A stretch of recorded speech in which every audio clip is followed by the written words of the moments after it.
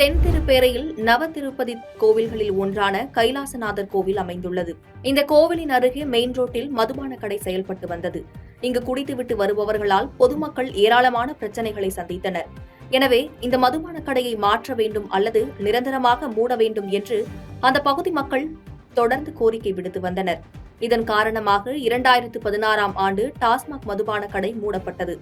ஆனால் திடீரென்று கடந்த 2020ஆம் ஆண்டு பொதுமக்களின் எதிர்ப்பையும் மீறி திறக்கப்பட்டது. மீண்டும் திறக்கப்பட்ட மதுபான கடையால் பொதுமக்கள் பெரும் இன்னல்களுக்கு ஆளாகினார்கள். இதனால் பொதுமக்கள் முற்றுகை போராட்டத்தில் ஈடுபட்டனர். ஆனாலும் இதற்கு தீர்வு கிடைக்காத நிலையில் தனிநபர் ஒருவர் உயர்நீதிமன்ற மதுரை கிளையில் வழக்கு ஒன்றை தாக்கல் செய்தார். அந்த வழக்கின் அடிப்படையில் மதுபான கடை உடனே வேறு இடத்திற்கு மாற்றம் செய்ய வேண்டும் அல்லது இந்த இடத்தை விட்டு அகற்ற வேண்டும் என உத்தரவிடப்பட்டது. இந்த நிலையில் கடந்த 5ஆம் தேதி முதல் மதுபான கடை நிரந்தரமாக மூடப்பட்டது. இதனால் பொதுமக்கள் மற்றும் சமூக ஆர்வலர்கள் மகிழ்ச்சியடைந்துள்ளனர்.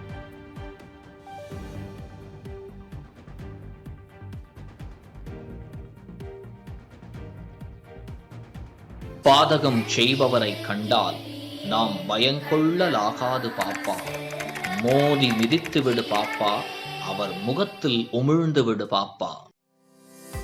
அண்மை செய்திகளை உடனுக்குடன் தெரிந்து கொள்ள இணைந்திருங்கள் இயம்நாடு தொலைக்காட்சியுடன்.